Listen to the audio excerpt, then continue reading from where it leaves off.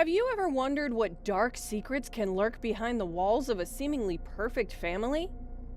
In the quiet town of Springfield, a forbidden romance between siblings spiraled into a gruesome tragedy that would shatter not just their lives, but the entire community. When people first meet Richard and Martha Hatcher, they seem like the kind of couple you'd find in any picture-perfect town. Richard, a man in his early 50s, was the type who believed that hard work and discipline were the keys to a good life. He built his construction business from the ground up, earning the respect of everyone in Springfield. But there was something about Richard. He wasn't just stern, he was unyielding. His idea of parenting was more about molding his children into what he thought they should be, rather than letting them find their way. He was fair in his rigid way, but he was also the kind of father who couldn't hide his disappointment when James, his son, didn't turn out to be the man he wanted him to be. Martha, on the other hand, was the complete opposite. She was a teacher at the local school and everyone loved her. She had this natural charm and kindness that made her a favorite among her students and colleagues. Martha was all about nurturing, but even she had her limits. Despite her gentle nature, she tried to enforce strict moral values in the family, values that she sometimes struggled with when it came to understanding her children's choices. It's like she knew deep down that something was off with James and Elizabeth, but she couldn't, or wouldn't, see it for what it was. James and Elizabeth Hatcher couldn't have been more different, yet somehow they were closer than most siblings ever are. James, the older brother, was always the quiet, bookish type. He preferred the solitude of the library over the noisy company of others, losing himself in the pages of old books rather than in the everyday life around him. His reserved nature often puzzled their father Richard, who just couldn't get why his son didn't share his passion for hard work and hands-on labor. Elizabeth, on the other hand, was the family's free spirit. Bright, lively, and full of creative energy, she stood out in any crowd. Her dream of becoming an artist clashed with the practical values her parents tried to instill, especially her father's belief that art couldn't provide a stable future. But despite their differences, James and Elizabeth shared an unusually strong bond, one that eventually grew into something much darker and more forbidden. As James and Elizabeth's forbidden relationship deepened, it became harder for them to keep it hidden.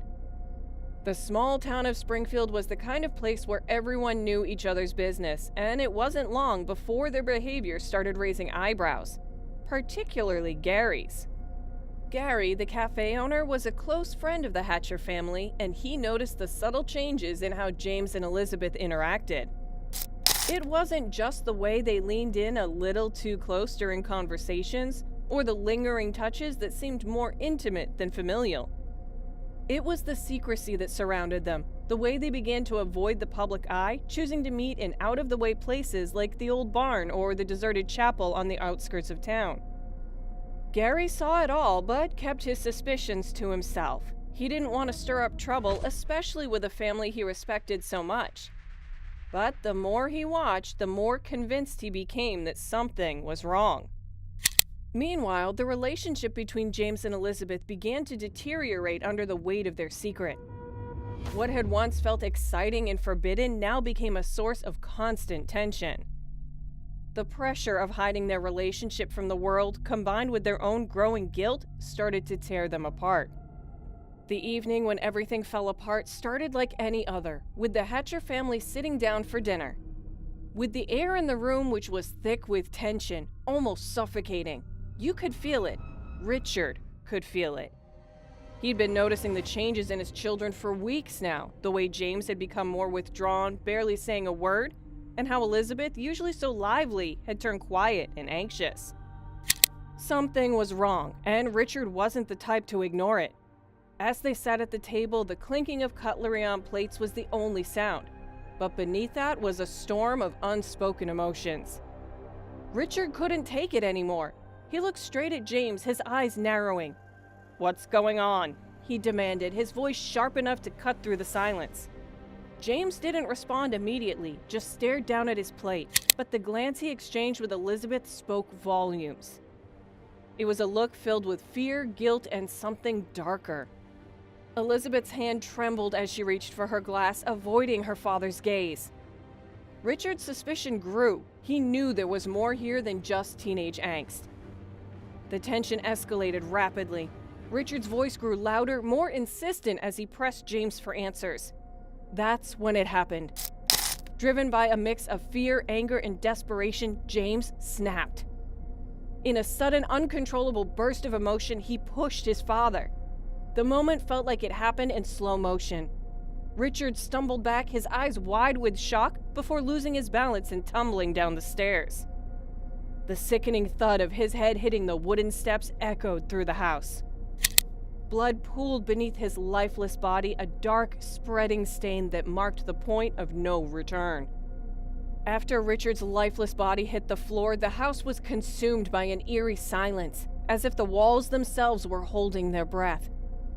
James and Elizabeth stood frozen, staring at the horrific scene before them, their minds struggling to process what had just happened. The secret they had so carefully hidden was now stained with blood, and there was no undoing it. Panic set in. They knew they had to get out, and fast. In those final moments in the house, everything felt chaotic and surreal. Elizabeth, her hands trembling, grabbed whatever she could: clothes, money, anything they might need.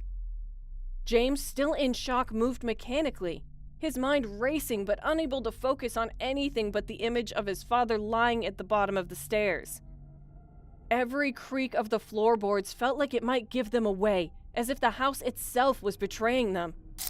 They left through the back door, the darkness outside mirroring the growing fear in their hearts. But they didn't know that Detective Andrea Morris, already suspicious, was about to close in on them. With Gary's information and her keen instincts, she quickly pieced together what had happened, turning the siblings' desperate escape into a full-blown manhunt. Their carefully hidden romance was now a crime, and there was no outrunning the consequences. Detective Andrea Morris was no stranger to uncovering dark secrets, and the Hatcher family tragedy was no exception. It didn't take long for her to piece together the gruesome puzzle. Bloodstains at the scene, hastily withdrawn money from the siblings' accounts, and whispered rumors from neighbors painted a clear picture. Their desperate attempt to flee was doomed from the start. The trail they left behind was unmistakable, leading Morris straight to them. When the authorities finally caught up with James and Elizabeth, it was as if fate had sealed their downfall, making their capture inevitable. The trial was a spectacle of tragedy, where every dark detail of James and Elizabeth's actions was exposed. The courtroom buzzed with tension as gruesome evidence was laid out. The bloodstained stairs, the financial records showing their desperate plans, and the testimonies from those who had seen the signs. Martha sat in the gallery, shattered by the weight of it all. Her world had crumbled with the death of her husband and the arrest of her children. The judge, stern and unyielding, handed down a harsh sentence, reflecting the sheer horror of their crime and leaving the family broken beyond repair. So what are your thoughts on this? Let us know in the comments below.